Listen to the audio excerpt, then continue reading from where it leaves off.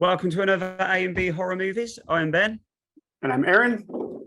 And today we have a very special guest, Steve Merlo. Correct me if I'm wrong. That's more or less right. The Italian pronunciation is Merlo. If you want to be totally correct, but everybody says Merlo, so don't worry about it. I apologize. So Steve he has a movie. It's a fun movie, and it's a prequel to the Texas Chainsaw Massacre, and it's doing extremely well. Super congrats on that. Thank you. And so we're just here to have a chat and talk about the movie. Actually, let me just add to that. So by doing extremely well, you've passed 100,000 views on YouTube, which is awesome. And it's called the Sawyer Massacre, just to throw that out there. Yeah, Sawyer Massacre. Sorry, yeah. That is correct. Yes. Yeah, I was very surprised that we hit 100,000 already. It's just I expected it to take a year of being on YouTube before it got there, and I wasn't even sure if it would even get there, to be honest with you. I'm like, I think it'll make 100,000 views, but who knows for sure, right? But here we are. Yes. Oh yeah, congratulations, and you're even beyond 100,000 at this point. Yeah, I didn't. I mean, last I checked, it was about 106. It was about 106,000. Nice. Yeah. So, epic. So there you go. Doing so well. So, do you want me to kick off, Aaron? Yeah, go ahead, man. You can start. So, was it always going to be a prequel to the Texas Chainsaw Massacre that he was going to make? Was that the idea from the start? More or less. I mean, I came up with the idea after watching the remake from 2003. And that kind of spawned because there were certain things about that movie that I really liked, but there was also a bunch of stuff that really didn't work for me. So it's where the ideas kind of came. And I thought, well, I'm not going to make another remake. I mean, what's the point in doing that? And then the idea of a prequel just kind of, what if I just told a different story and made a prequel and do it that way? And it was a long process. I mean, here we are. It's almost 20 years after that movie came out. And, I've just finally got my movie out there now, So I mean, I was never satisfied with what I was doing as far as the screenplay goes and that kind of stuff. I knew I needed to do something different. So but eventually it got there. But I pretty much knew I wanted to do a prequel because I just felt like, what are you going to do after the original Texas Chainsaw Massacre? I mean, you would think they probably would have got caught and all that kind of stuff. So it just felt like a really a good route to go. And I just needed to figure out the right time period. And that took some thinking about, because one thing about the original is it's a product of its time. And there was a lot of misery at that time. There's a lot of terrible things happening in the world, and you can reflect on those things that happened at that time. So I needed to kind of go with a time period that kind of felt similar, but I wanted a time period that felt like it was a drastic change in the social climate, and I thought the mid 60s was really good for that because the times they are a changing, but they weren't always for the better. When you look at the way things were in the 50s, it was kind of that everything's shiny, everything's clean, and the world is going to be great. Great, but that's what the people thought. So the mid 60s was definitely a time where, holy crap, things aren't as good as they seem. And I think that's why I chose that time. And I thought it ended up being a good reflection on, the way the world is now. When 2020 hit, the world changed. It was a drastic change for everybody. And I think that it's a good reflection on that time period, but it also corresponds with today really well. It makes it relevant today. Yeah. Well, I think it was a great time period to choose. Go ahead, Ben. I just want to add, at least your timeline made sense with the original. It should. I mean, some people might tell you different. Some people will. I'm actually surprised, that the majority of people that have seen the movie actually don't have a problem with this, and that's the character of Drayton. The character of Drayton is very, very different than he was in the original, but he's not as different as you think. Yes, it's him though. He's there. Yeah. Yeah, you definitely feel it's him. And if you really Yes. watch the original, you can definitely get that sort of side to him. You got him saying at one point, can't take no pleasure in killing, and it's just yeah, something that has to be done. And I wanted to kind of play that angle that maybe he's not really as bad as the rest of his family. And a lot of that came from actually reading the original screenplay for the Texas Chainsaw Massacre that I happened to be able to find online. And there's a long character description on the character, and it really made me feel like this character was somebody who's kind of given up the fight. He had given up trying to fight against his family. It made it sound like he was very tired of fighting, I don't have the screenplay in front of me, but Of course. I think you can still find it online, and you can read that description of the character, and it spoke to me that if a good decade earlier or so, he could be like trying to fight what his family's doing. Yeah, I like that, and I think that came through in your film. You mentioned reading the original screenplay and working on the script for the Sawyer Massacre. How long were you working on the script? Was it years in the making? How many revisions? You could say that. I mean, it was one of those things that I came up with the idea as soon as shortly after I saw the remake. And just kind of wrote them down as ideas and didn't do anything. Then a few years later, I kind of turned them into a short story. Oh, cool. Because at that time, I wasn't a filmmaker or anything like that. I was actually working as a professional musician, touring. I wouldn't say touring, touring my local area and playing, bar shows and stuff. But it is good paying money. But anyways, and then eventually, I started to try to format it like a screenplay, but I hadn't really studied screenwriting or anything like that. So I spent a little time just trying to make it feel more like a screenplay. And then after I met my now wife, she was like, "Yeah, make it a screenplay. Do the work and make it a screenplay." So my wife was very essential in me becoming a filmmaker, an indie filmmaker. Awesome. And yeah, it was great, and she hates horror movies too. That's the funny thing. But I guess Yes. she saw potential in me in that regard. So I've kept at it, and That's so I made cool. my first short film, which isn't very good. I showed it last night on my YouTube channel. Oh, yeah, I joined for some of There that. you Yeah, go. yeah, that Yeah, was cool. it's my first film, and it was definitely missing a lot of key elements that I think it needed. And I couldn't figure out for the longest time what it really needed. I always felt when I watched the remake, it was lacking something.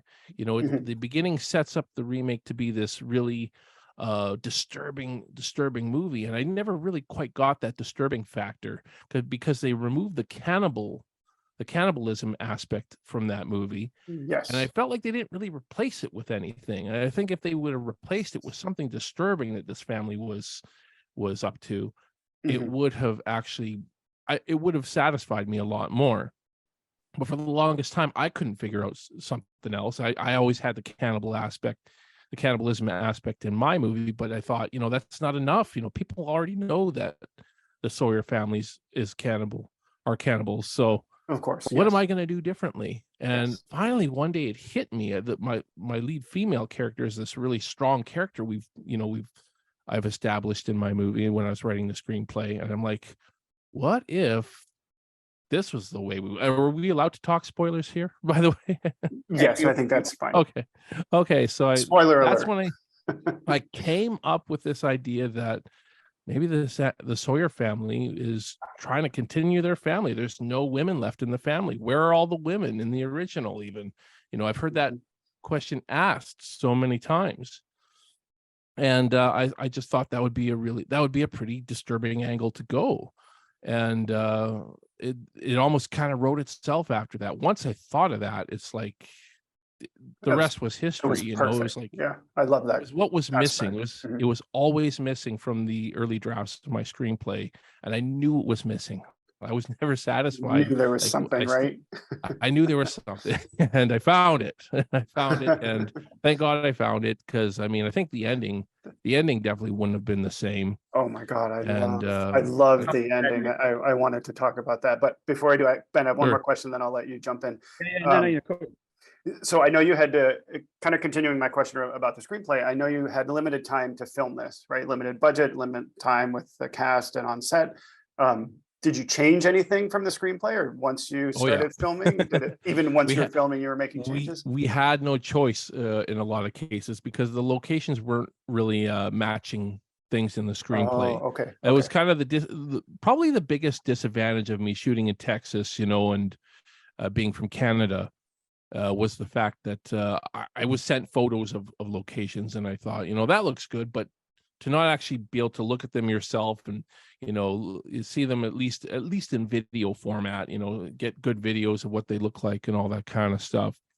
It really made it difficult. We had to change a lot of things from the screenplay just based on the locations, Okay. To make it so work, we right? made it work. I'm actually pretty proud of us for how we were able to adapt, especially the actors. I mean, the actors had to be on their feet. They had to know what we're gonna do in advance. So there's a lot of things in the script that are totally different than what we actually filmed. Like anybody who's done this before, though, they know there's always the film that you write, the film you produce or make or film or whatever, and then there's the film you release or edit, The final product, and right? final cut, and you go from one to the other. They're usually always pretty different, especially in the indie world. In the indie filmmaking, they're Yes. going to be very different, and this was no exception.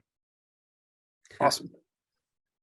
So I believe his name is Scotty Parkin, Mhm. played Leatherface. Just wondering, was he like your first choice? With it, how many auditions did you go through before choosing him? Because he was the perfect build, Good. he had the perfect look, Even the run, like the way he ran yeah, was awesome. and the swinging of the chainsaw. He had it all down to a T, and yeah, he brilliant job. Scotty was one of the first people I cast, Awesome. and I really didn't get any other auditions for the character until after I had cast him. I was getting people saying, "Hey, I should play Leatherface," or I've got the build. I was struggling to find people that had the build, and I actually cast him here in Canada. He's actually Canadian, just like I am, and we live like an hour away from each other, not even. And at the time, it was just going to be for the promotional trailer that we were shooting. And when we were shooting the promotional trailer, yeah, he was doing good and stuff. He didn't know how to use a chainsaw very well, so I was like, oh, whatever. But he's doing okay. And then we filmed the final thing for the promotional trailer, and that was him groping Nika in that promotional trailer, at the dinner table scene. Mhm. And there was something magical about that. It's the moment that I knew Nika had to be cast, and it's the moment I knew Scotty had to be cast. And I ended up casting Nika first, mind you, but I came to the conclusion Scotty's right for the role as well, and he really wanted the role. Even though he was, I always thought I want to shoot this movie in Texas, and I should probably cast actors from Texas. But there was always a chance I would end up shooting it in Canada, because raising funds is not easy, and Yes. there's I was always in the back of my mind, I'm probably going to shoot this thing in Canada, but lucky enough I think that was actually benefited our crowdfunding, was the fact that I kept saying we're going to shoot this movie in Texas, and it helped because the new films aren't being shot in Texas, and I think fans are kind of outraged about that. So the fact that this guy from Canada, wants to travel all the way to Texas, people were like, "Yes, I will support that." This guy is going to make the effort. And I know I know for a fact that we at least took in about $10,000 just based on the fact that we were shooting in Texas. So it was definitely beneficial to do that. So and it made it more authentic feeling. Right, Definitely. watching the film. I have a question that just popped into my head. So I know in the original film they had Gunnar Hansen wear like platform shoes almost. Did you guys do anything like that to make Scotty even taller? No, he was. I think Scotty's an inch or two taller than Gunnar Hansen. Gunnar Hansen was 6'4". I think Scotty said he's like 6'5.5". So you didn't he's need a little bit extra. taller. Yeah. We didn't really need the extra. I don't think he would have been able to run very well in them either. Gunnar was young when he played. He was Mhm, mhm. 25 when he played Leatherface. Scotty Yes. was 40, and he's supposed to be playing a younger Leatherface. So I see. Yes. I know. So I wanted to make sure he could run, as Of course. Yes. give me the best possible running. And there's And still some moments. If there's any criticisms I could make on Scotty, sometimes I wish he was faster, But, come on, faster. come on, move it, buddy. But he had a hard time seeing through the Awesome. masks, and that chainsaw was freaking heavy. It was heavy. Like, I that's bet. not I that was bet. not a Yes. normal chainsaw. Yes. Well, I did go to a screening of the original Texas Chainsaw Massacre a couple years ago in Salem, and Gunnar was there not long. We've actually Cool. right before he passed away, unfortunately. But he told this sort of funny story about the platform shoes. Yeah. And that when he was running, when he would turn, the reason why he kind of did like a weird sidestep, you may have heard Yeah. this, I've was heard because this, he actually. didn't want to fall over. Yeah. And he told us that live at the end of the Because film. I think he said the first take that he actually did of that running scene when he heads to the house, he actually did fall over. He fell And over. Yes. and the chainsaw flew up and almost hit him and all that kind of stuff. And Oh my it was gosh. it actually had the Scary. chain on it and everything. Boy, they were dangerous, man. Very dangerous. The We seven. didn't have our chainsaw running. Like, it may have been running in one shot, and I'm still not 100% sure if it was. But other than that, it was such a dangerous chainsaw. Those old chainsaws are very, very dangerous, and Yes. Yep. we just couldn't risk it. Scary too. Yeah. It was scary. It was a scary chainsaw. It's intimidating. But you covered it well with the sound, so it Yeah, sounded sound design. like, Our sound, it was really. shout out to Kyle Hames for his sound design on our film. He got some good chainsaw sounds to make sure that it's as realistic as possible. But if you are paying attention, you'll notice that chainsaw is not on. Of course. Like I said, it might be on in one shot. It might be on in one shot. I'm not even 100% sure that it is. So there you go. Good to me. Some people will notice that for sure, and some people will criticize that to death, and that's okay. If that's why you want to hate our movie, Yeah. okay. Go for it, right? I've got a question actually from our editor, Oh, cool. who was she was so impressed with the special effects makeup. So she was wondering how long it sort of took for that to be done, especially with the where they sat around in jeans, sort of all busted up, his face and stuff. She was just wondering how. That was like the longest thing on set, as I recall, for SFX. The one was not as long. Was Henry's jaw was ripped open, right? And you barely even saw that on screen, but it was cut open when he got thrown down the stairs. But yeah, jeans. I believe Briley was in makeup for like 6 hours for that. And that was all silicone and everything like that. So it was we ended up actually selling that piece on our Indiegogo after we filmed that's that. Cool.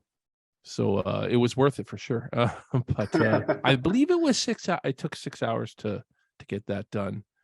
And everything else was, most of the SFX is just blood. It's just some sort of blood rigging. Some of it I like, some of it I don't like. I don't know. It was very rushed. Like I said before, like we had 9 days to do it, so we didn't have time to test certain things out. So I kind of wish we did have more time to test things out to see which would work and which wouldn't. I think some of the early kills in the film, like Bob and Kathleen's, the blood rigging in those, not as happy with the way it looks on those two kills, but the rest, for the most part, it works. Brant getting cut in half on the table. I still think it could be better, but it works pretty well. I'm picky though. I'm looking at stuff and I'm like, man, I wanted it like this, and nothing's perfect though. So Of course. Well, it's amazing what you accomplished in 9 days. The film is quite awesome, and I think the number of views that you're getting on YouTube speaks to that. And on IMDb, you have a really great score. I think 7.1.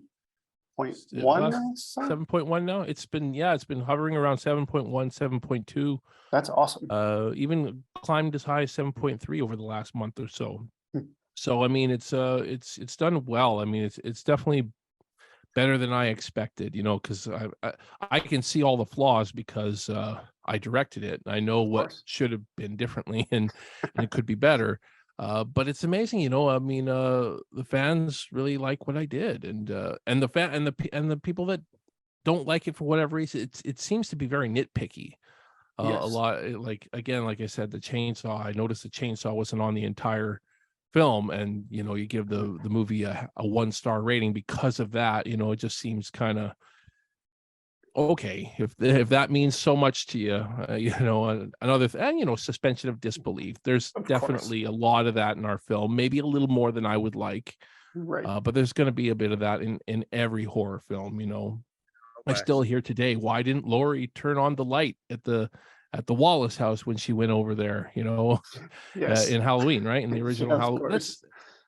Yeah, it makes sense, but you can see her not turning on. People, come Of on. course. It's Of course. Halloween. Of course. Don't pick this movie to death, Pick a person's movie to death. Oh, you can't please everyone. You I always know. have And I knew that. I always knew Like- that kind of stuff was gonna piss certain people off. But and I get it. I get it. It's not a perfect film. It was never going to be a perfect film, especially it being made for $30K and shot in 9 days. Yeah, But that's amazing how people. It's amazing how some will think that it should be perfect, though. Yeah, I don't know. I think the 30K is a audience lot of can- money, can right? be difficult. Yeah, we laugh. Well, oh, go ahead, Ben. Yeah, and I was going to say, I'm not going to mention, but I know a film that had a bigger budget and longer to be filmed and terrible. Oh, come on, you Um, have to mention it. You say it in every video. Is it a fan film as well, or is it? It's not. No, it was it was the Jeepers Creepers Reborn. Oh, okay. So it's a Hollywood film. So yeah. And I was actually going to bring it up because we said about your special effects and how you filmed and filmed in Texas and everything. And there was just certain points of that movie I was going to pick out to say with how well you done with your film and to what that used in it. Yeah, so I think you've done a brilliant job, really. Well, thank you. I haven't Yeah. seen honestly, I haven't seen any Jeepers Creepers films other than the first one. So I can't critique, but I'll be honest though, with a lot of these Hollywood films, I've kind of been turned off by a lot of Hollywood horror these days because it just feels like there's so much money put into them and you don't really get the result you really want. Let's get the next one to you. You can make the next one. Yeah, I mean, I support that. I mean, obviously, I'd like more than 30K to make a movie, but do you really need 30 million though to make a good No. movie? Do you really need 30 million? Maybe 1 million. Give me $1 million and I'll make you a good movie. Yeah. Give me $1 million. Fair Of course, enough. nobody's going to give me $1 million, but you never know. But Well, I'm and just saying, though. And the bigger the budget, then you have more hands in the mix, and then things we, get we definitely needed some hands during destroyed. filming this movie. or good, yeah, in Oh. a good way. Yeah. Well, I know you had the premiere in October in Texas, right? I think. No, the movie premiered on YouTube in October. The Texas premiere was back in August. Oh, in August. Okay. Yeah. Well, okay, I got it mixed up. But my question That's is, all good. what was it like when you first showed the movie to an audience, like a significant size audience, Ooh. going into it, and then what was it like afterward? Was there sort of a, a sigh of relief, or were you on pins and needles the whole time? What was it like? Good question. Going into it, I was super nervous. I was super nervous. A lot of the supporters were there. Somebody from the original, one of the actors from the original Texas Chainsaw Massacre was there. Oh, cool. I felt like there was a lot of pressure on me. I was like, I hope this movie's gonna. I hope people are gonna like this freaking movie now. Yes. And once it started playing, once I'm watching it, and there's some good mild humor in there in the early parts of the film, and people are chuckling and. So that was good. And then some of the scary parts came. It's like, yeah, Leatherface comes on screen for the first time. Everybody cheered and stuff like that's that. cool. So that was pretty cool. Must have been. Yeah. Yeah. So even though it's not perfect, and we actually took some constructive notes from that and tried to fix the film a little bit. Well, I wouldn't say add to the film a little bit, make it a little bit better, tighten up the edit a little bit, and that kind of stuff. Oh, cool. And Okay. so I wanted to do that. I mean, I knew it was very rushed. I feel like it was kind of rushed in post-production to get it to that premiere. We got the final cut like the day of, because the sound design was still getting done. And so we had the sound designer, he was there, he was actually at the venue mixing the sound the day of. I'm like, do we have a We've movie? got Like, 2 hours. yeah, we got like 2 hours. Do we have a movie? But Yes. yeah, it was a little bit rushed, so we did need to go back and make some little tweaks before we actually released it online. Releasing And it I'm on glad we did. October. Mhm, Glad mhm. we did, because it does make the movie a little bit better than it was at the premiere. But overall Cool. the response was pretty good from the premieres, and we had a Q&A afterwards. I was very relieved. I would say I was very relieved when that ending came, and just everybody cheered once that dead silence sort of came before the credits That's rolled. awesome. It must have And been a great moment for you. it was a great moment. So that was exciting. It was an exciting time, that's for sure. It was exciting to go back to Texas and see some amazing Mm. people I got to work with, and man, I hope I get to go back there soon. That's all I can say. Awesome. Well, I did want to talk a little bit about the ending, Ben, and then maybe you can jump in after this. I love the ending. I always think what you don't see is perhaps the scariest, and just the look on, was it Nika's face, who Yeah, plays that's the Allison? actress, Allison. Yeah. As you hear the chainsaw, and then you start to hear, I don't want to give a spoiler here, but the sounds you hear in that moment were awesome. And it sort of hits you in the face, like a punch to the gut almost. Was that the ending you always had in mind right from the beginning, or was that Definitely something not. that you? I mean, it was something that came after I came up with the new motive of reproduction, I guess you would say. Okay, Uh, okay. once I had that idea, Mhm. once I knew it was going to go that direction with the motive of the family, I came up with the idea, not, when I was coming to the ending. I came up with the ending because I had the ending we're not okay to spoil this? Oh, we can go ahead. Go ahead. Eh, Yes, without the baby scream. the baby crying. So Yeah. the sound of the chainsaw kind of transitions into this baby screaming. It's almost, we tried to make it almost kind of sound like you can't even tell where the chainsaw ends and the baby scream begins, Oh, it was so good. kind of thing. That was kind of the way it was written Yeah. in the script. Yeah, I loved it. Um, So good. So I came up with that idea, knowing that was the route I had gone. That the idea was Nika was going to be, that her character was going to be impregnated with Leatherface, and I came up with the idea. And I'm a sucker for ambiguity. I'm a Mhm. sucker for it. And when I came up with the idea, I said, no, I can't do that, because that totally takes away the ambiguity of the ending. Because I wanted people to not know Oh, whether they got away or not. yes. And but so I left it. I left it for a bit. I left it without the baby scream for a bit, and then I was watching some stuff on YouTube, and I came to this video about the power of a baby scream, of a baby crying in movies, and how many different things it could symbolize. And I can't even remember exactly what the video was, but I should have been making notes. It's almost kind of like something was telling me to put this in my ending.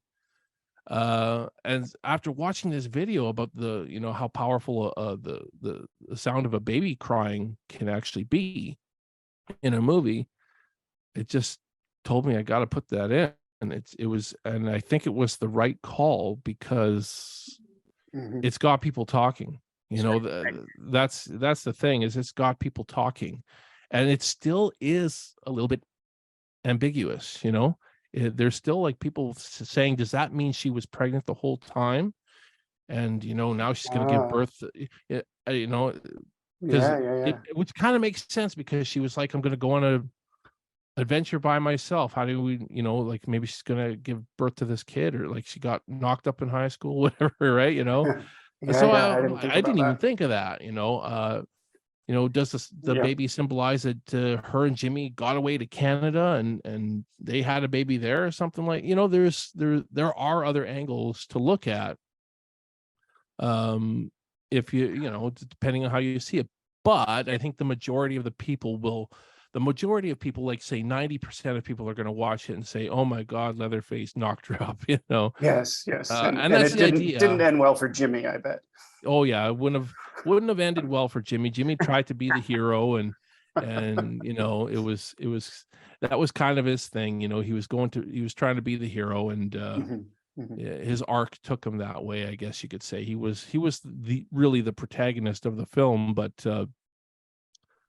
in trying to be that hero, he ended up making a big mistake, and they should have ran. You know. Yes. But maybe they did. Maybe we don't know enough. We didn't see enough of what really happened at that ending. Maybe they just said, "Okay, let's get the hell out of here and run, make a run for it." But probably Yes. not. Probably not. Probably Right. But they Right. could have. They could have.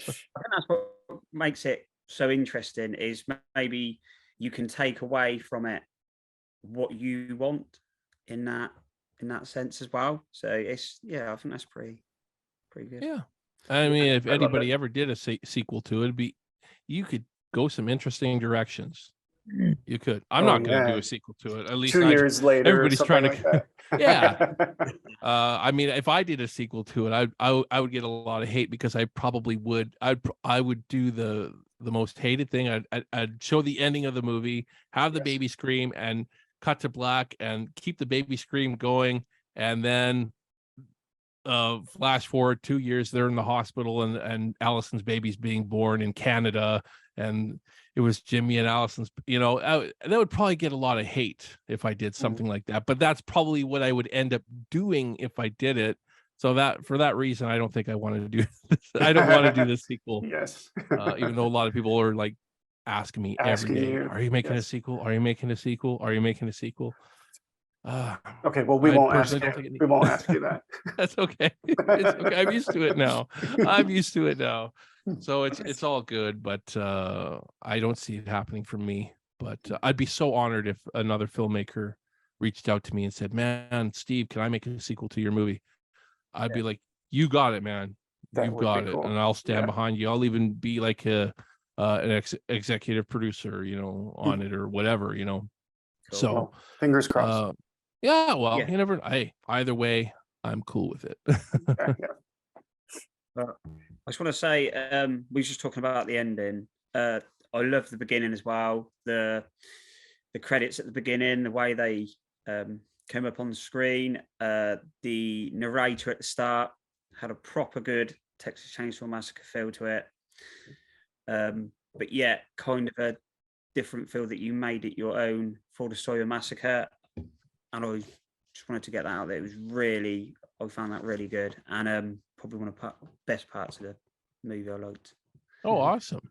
The I beginning was kind just- of the beginning. We kind of added later, actually. I was never happy with the wording of the narration, so I rewrote that narration like probably at least a dozen times before I finally gave that to Albie, who did it, who's a voice actor. And I think well, it has to be the right one because it's the one that's in the movie now. So Yes, of course. I thought it was really good. I Mhm. did. I thought that give the start of the film, it gave it its feel and where it was going, and yeah, I really enjoyed it. So oh, awesome! Thank you so much. So I actually have a question from one of our viewers who saw the film and loved it. We kind of covered this already, but one of the things he said was it hard to get the Texas Chainsaw Massacre aesthetic, specifically he thought the house and the farm looked just like the original. So how hard was it finding a location like that? And then go ahead. Oh, sorry. No, finish your thought. I was just going to say, I know you said that you weren't actually there in person. And once you got there, did you think this really looks like what I wanted? Specifically the farmhouse and the house itself. Yeah, it boiled down to there was nothing of what I wanted. There was really, Okay. I mean, and just so viewers know that the house that is in our film is not supposed to be the same house as the original. It's not supposed to be. This is meant to be Grandpa's own house, and where he built himself, you know, before even the original house. So it's meant to be, you know, an 1800s house, which I think that the house that we actually filmed in for the majority was a little bit newer than that. It was more of the same era of the original. However, the house that we're using for the wide shots, it was a taller house. Is a totally different house, which was more what I was looking for, more so what I was looking for, but not entirely. Unfortunately, we can only use it for the wides because it was so dilapidated, and that was an 1890s house, so it was old enough to really, feel like it could have been Grandpa's house that he built back when he was in his 30s or 40s or whatever, however old he would have been back in the 1890s. So that was more the feel I was going for, but I really didn't find the house that I wanted. Again, that the house you see in the wide shots is closer to what I was looking for, but the house that you see close up, nothing like what I wanted, nothing like. And that was the house we actually shot in as well. It was a convenience factor. Awesome. But it was unfortunate that wider house was just so run down. We used it in the poster though. I said, screw it, I'm using that house in the poster. Yeah, it looks good. Even though we never got an angle of it. There's our poster up there. On our other poster here. We got two posters. I can see. But the house is in Very cool. the red poster. But yeah, it was never what it's one of those things. I'm like, I searched online and for days and days and days. I really wanted a stucco house, a house made of stucco and really tall. I wanted something that looked really tall but simplistic stucco. And it just seemed like it didn't exist. It just I was looking and looking and looking. I had so much help and couldn't find it. I'm sure it does exist somewhere in Texas. I mean, Texas is big. You think you can find it, but it is a big state. I knew what I wanted, and unfortunately, that was one thing from a visual standpoint, from the feel I would really want to try to capture. The closest example I could really tell you about would be the house at the end of the Blair Witch Project was sort of the closest as far as visually looking from an exterior point of view. Yeah, and that's a scary house. It was a creepy house. It was simple though. It was simple, and it had that stucco exterior, like I said, long windows. I wanted big long windows. Just couldn't find it. It was simply that. I tried though. I want people to know that I really, really tried. And I think when I was promoting the Indiegogos and all that kind of stuff, I found a house in New Zealand that was really, really close to what I was looking for, and I was posting that a lot in my promos and stuff like that. Cool. And I hope I didn't let people down by not getting a house like that. I wasn't going to film in New Zealand, I'll tell you that much. But would be expensive. Oh yeah. Well, I think I hear what you're saying, but I think the house that you ended up using works. And I forgot to mention the viewer is Darth Miguel 89. He sent the question to me and Ben. Oh, well, thank you, yes. Darth Miguel 89. Awesome. Yeah, good man. Ben, you got something next? I've got a couple of few things. You can go, man. If you've got something you want to. Well, just kind of a fun one. What is your favorite Texas Chainsaw Massacre in the entire franchise? The original. The original, of course. That's an easy nothing one. even comes close for me. Yes. Again, I want to like the remake more than I do. There's so many things that really work for me, and so many things that just it's very polarizing for me, because there's the things that really work for me. They really hit me hard, and then the other things that let me down, they really let me down. So. But yeah, the original is by far my favorite. I'll make it simple there. The original by far. Yeah, I have to agree. It's the scariest horror film of all time, in my opinion. Yes. So this is a fan film. It's a prequel. If you could do a fan film for any other franchise, what one would be next on your list? Again, I don't know if I'll ever do another fan film again, but if I could do any fan film possible, this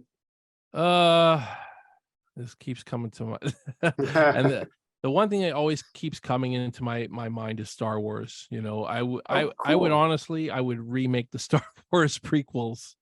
I would remake. Yeah, of course that would be expensive, but it might be tough on $30,000. Yeah, that might be a little tricky. But yeah, I mean that's probably the only thing I'm passionate enough about as far as fandoms to really Like, would I do a Halloween one? Like, I'm a producer on a Halloween fan film, a Halloween 3 fan film. Oh, cool. An official sequel to Halloween 3, which is, you don't see a lot of those. So No, that's good. so yeah, I mean, I could see myself doing a Halloween fan film. It would have to be a lot different than all the ones you see on YouTube, though. Yeah. So if it was a horror fan film, it would probably be a Halloween Good choice. fan film. Yeah. Yeah, awesome. Ben, Brilliant. you got something else, or we can? I was just thinking. Oh, well, I was going to ask if there was a horror icon, past or present, that you had the chance to work with. Who would it be? Ooh, a horror icon, past or present. Ooh, man. That's a good question. Alive or dead, right? Alive or dead, man. Probably Gunnar Hansen, actually, who played Leatherface in the Good original. choice. Mostly because I've heard so many amazing things about the guy, from a lot of my acquaintances that I've met over the last number of years have just said the most amazing things about the guy. So it's too bad I'll never get that chance, but yeah, man, he was a legend. As far as I'm concerned, the guy's a legend. I think you've done him justice with your movie as well. So I hope so. I think so too. Scotty did his best. I'll tell you that much. I wish he would have moved a little bit more, but other than that, though, but the mannerisms are there, right? Big The shoes to mannerisms were fill. there, and I think that's really important. Yes. Awesome. Yeah. Well, thank you so much for chatting with us. If you want to check out Sawyer Massacre, it's on YouTube. Just search for Sawyer Massacre and it'll come right up. When this video posts, maybe you'll be at 200,000 views. Who knows? I hope so. we'll That'd see. be nice. Fingers crossed. Yes. Awesome. Well, thanks. Thank you again for joining us. And like always, if you want us to cover anything in the future, add a comment and we will consider it. Oh yeah, me. Go over to follow us over there, and also hit the like and subscribe on our videos because it helps the channel. Okay, awesome. Bye, everyone. Thanks for having me, guys. Thank you.